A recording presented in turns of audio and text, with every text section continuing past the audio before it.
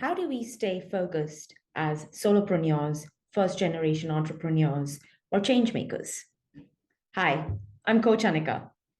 Welcome to Rewrite Your Story once again.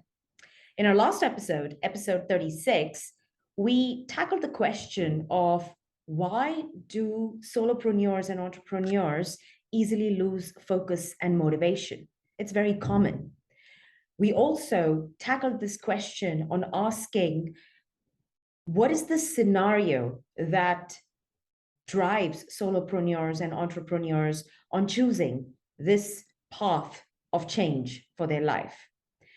The three scenarios that we talked about, which are most common on being the reason why one chooses to become a solopreneur or an entrepreneur, are borrowed identities, scarcity and limitation, and trying to prove something to someone.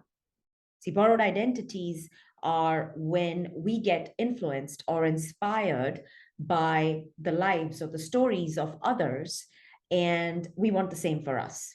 Yeah. So we are borrowing someone else's identity and trying to fit into it.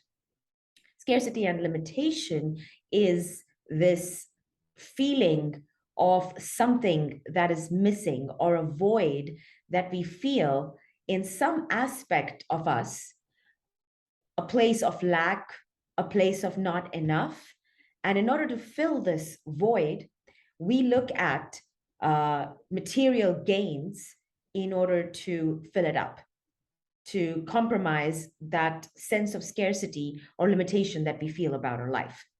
And the third scenario, which is trying to prove something to someone, is usually when something has happened, an event has been triggered by someone in your life who perhaps passed judgment over your abilities or your capabilities, and now you want to prove this person or this set of persons who have passed judgment on you, you want to prove them wrong.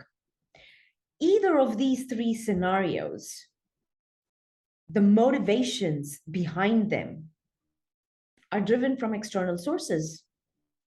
The control is elsewhere. Borrowed identity is someone else's life.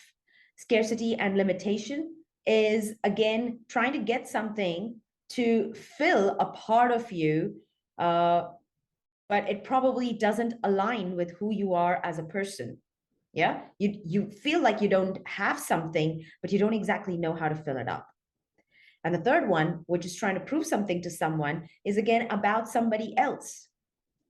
At the end, when you prove someone else wrong, you may not even see the reason behind the value of it in your own life. So the control is elsewhere. We'll never be able to keep up with it.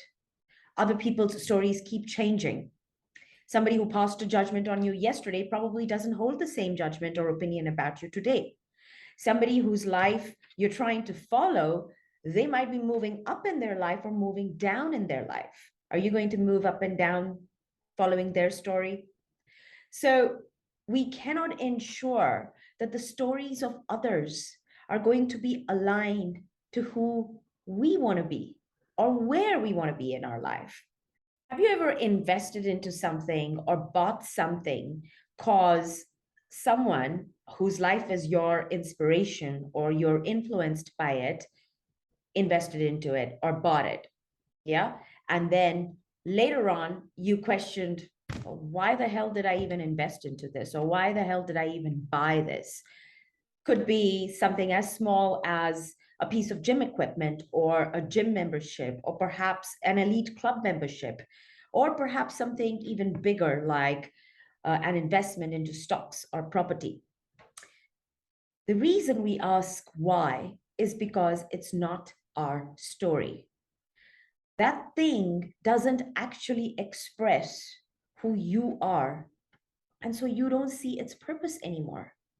You get influenced by it at the beginning, but once you've got it, then you start questioning, well, hold on a second, why did I buy this? Now we hold on to it because, well, we invested into it. But if we're not nurturing it, we don't exactly love it, we don't see its positive value. See, our desire to stay on a path of choice that we've made, our desire to be happy with it, needs a purpose, a strong why, a reason that will give the push on those tough days when, as a solopreneur, you're not able to get out of bed and be the driver in your car, which is your business. You don't get into the car, you don't start the engine, everything comes to a stand still. So on those kind of days, your why, your purpose will give you the motivation, and that motivation will fuel your focus. This is a purpose about you. This is the why of your story, what it means to you. It is the title of that story that would be written about your life and what it meant. Finding my why is what worked for me to stay focused for 3 years on my path of solopreneurship the third time around. I talked about why the first 2 times I stopped midway and had to close my business. It was because of the common scenarios that are usually the motivators behind why solopreneurs start their business. So how do you find it? So it's no event announcement. It doesn't have a timeline, and there's no manual to follow. That's the bad news. The good news is you want to put yourself through unfamiliar and challenging situations in order to be able to find your why. These are the type of challenges that you like, the type of challenges that make you feel alive. These are the type of challenges that you set not to get something, but to be someone. So perhaps these could be challenge like something related to a hobby that is an absolute passion of yours. Perhaps it's an art form like music or painting, or perhaps writing or poetry. Challenge yourself to produce a piece of art as an artist. It's going to require training. It's going to require some learning, some unlearning, some relearning. It's going to require some tries. It's going to require some fails. And between the tries and the fails is going to be the learnings up to the day that you're able to produce that piece of art which makes you feel like an artist. Perhaps the physical avenue is more suited to the kind of challenges that make you feel alive. Perhaps you are an adrenaline junkie. These could be challenges like participating in specific sporting events. Yeah, you're going to have to go through some training of fitness. You're going to have to go through some training of health and nutrition. You're going to have to perhaps go through some training of how to manage your time and your schedules around your day in order to make this challenge doable. When we give challenges to ourselves, what happens is we are surrendering ourselves to the pains of learning.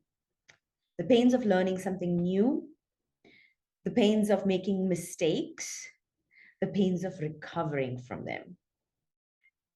These are the types of experiences that help us dig deeper, to leverage those strengths that can help us overcome the accepted challenge. And these help us often reveal a lot more than we may know about ourselves. In knowing more about ourselves, we get prepped in order to embark on the journey of finding our why. My challenge happened quite by accident. Under peer pressure, I took on a challenge with a group of friends to scale 4 mountains in 3 months. No prior trekking experience of my own, not much of a fitness enthusiast, not much of a conscious fitness person at the time. So this was going to require a serious commitment of time and effort from my end. So it wasn't just the physical training that I had to put myself through and learning about the basics of trekking around the gear or the type of nutrition that is required on your days of trekking, or how you dress up, or what you carry or what you don't carry, because you're going to have to carry that weight on your back. So what is really important on a trip, you get to know that when you take the journey. So through the journeys that I took, there were lessons learned about what are my strengths to find and sustain my resilience. I was able to learn the pains that my body had to go through in the physical challenge that I was pushing itself to. I was able to learn my weak spots, or as my coach says it, the limited spots, and I was able to identify my strong spots so that next time I could train better for the limited spots.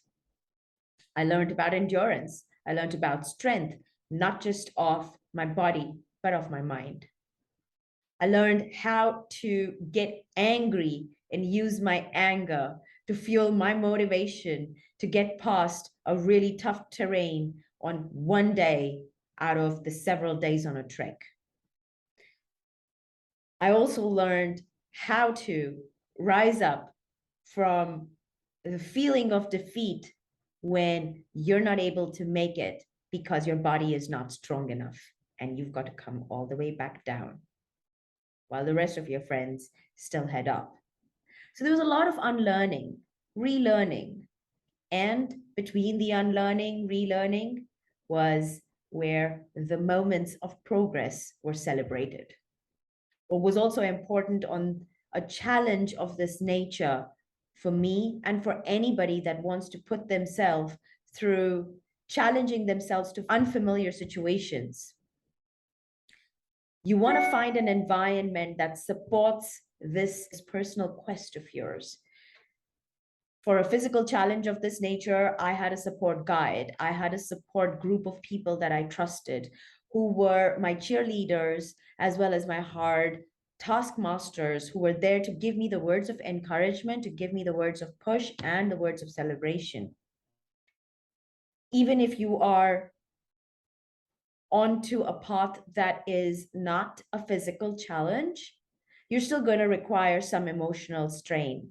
You're still going to require some support from your environment to allow you with the scheduling, the accessibility, the availability, and the nurtured progress that you're going to need on this path of learning for yourself.